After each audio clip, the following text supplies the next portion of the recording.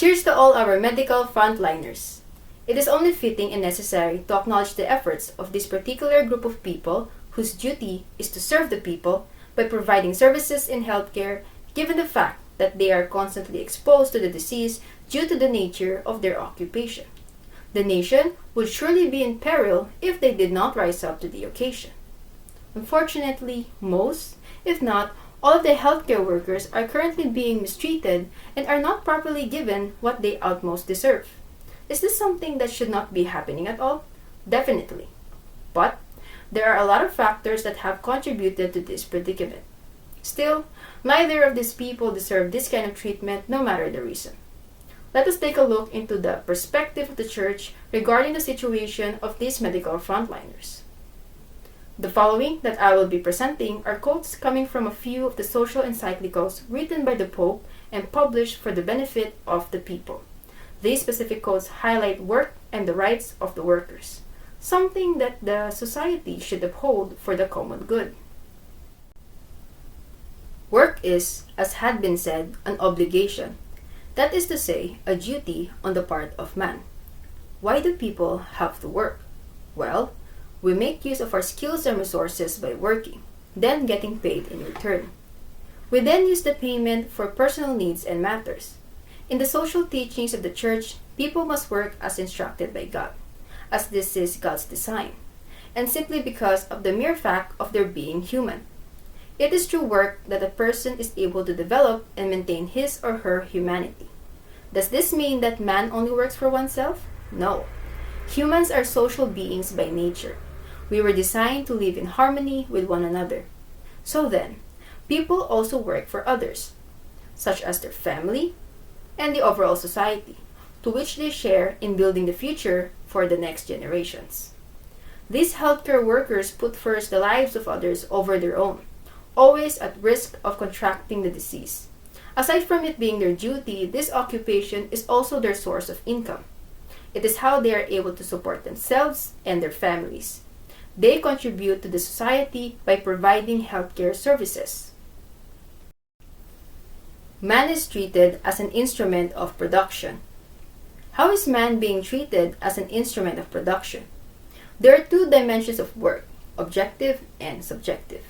The objective dimension of work is concerned with the product or output of work done, whereas subjective is more concerned with the person, the value of human work, and dignity. In relation to materialism and capitalism, the church has expressed that the objective dimension of work is being given more importance, regardless of how the work was done.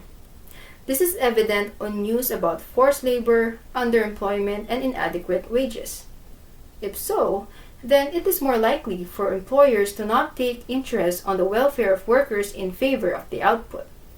The social teachings of the church put emphasis on human dignity, stating that fundamental rights are inherent to man. Thus, failing to acknowledge or denying people of their rights would mean a violation and lack of regard to the primary principle of the social teachings of the church. There are news of healthcare workers receiving unfair treatment in various forms, with the most apparent being that of exploitation and inadequate wages. While it is understood that the state aims to reach its goals for the country in this pandemic, it will not justify how they may have dealt with the concerns of these medical frontliners and their lack of response and action. The lives of these people are just as important as the lives they are saving. It is unfortunate how these people are undervalued. It is neither just nor human so to grind men down with excessive labor as to stupefy their minds and wear out their bodies. The Pope stated that workers should not be overworked regardless of reason. Along the list of human rights as stated in the church documents states man's right to rest. Therefore, there should be limitations to working hours. There has to be an unspoken agreement of allowing rest between the employers and the workers.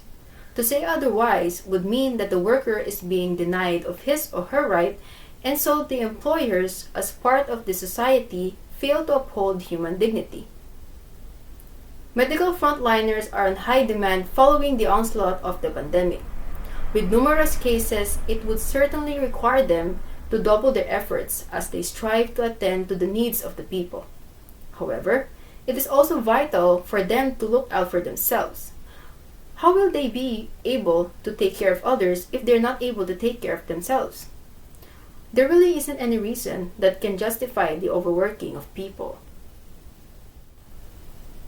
That every individual has a natural right to procure what is required to live, and the poor can procure that in no other way than by what they can earn through their work. The worker has the right to a just wage, as mentioned in the list of human rights cited from the church documents. It is part of the responsibility of the employer to make sure that he or she is providing wages that are appropriate and corresponds to the skills of his or her workers.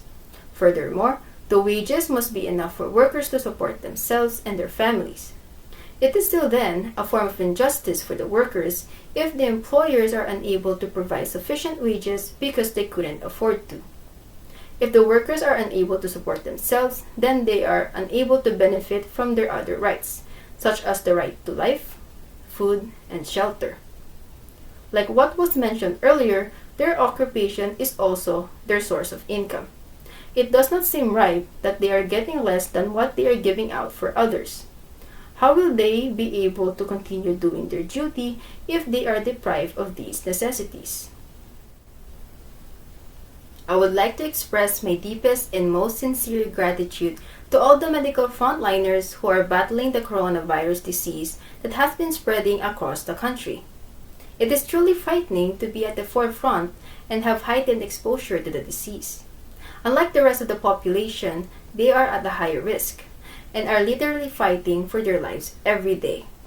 I admire your commitment to serving and saving the lives of the common people. For this, you are everyone's heroes, especially in this pandemic. Please know that your efforts and sacrifices are acknowledged by the majority. I hope you are still able to find time to take good care of yourselves.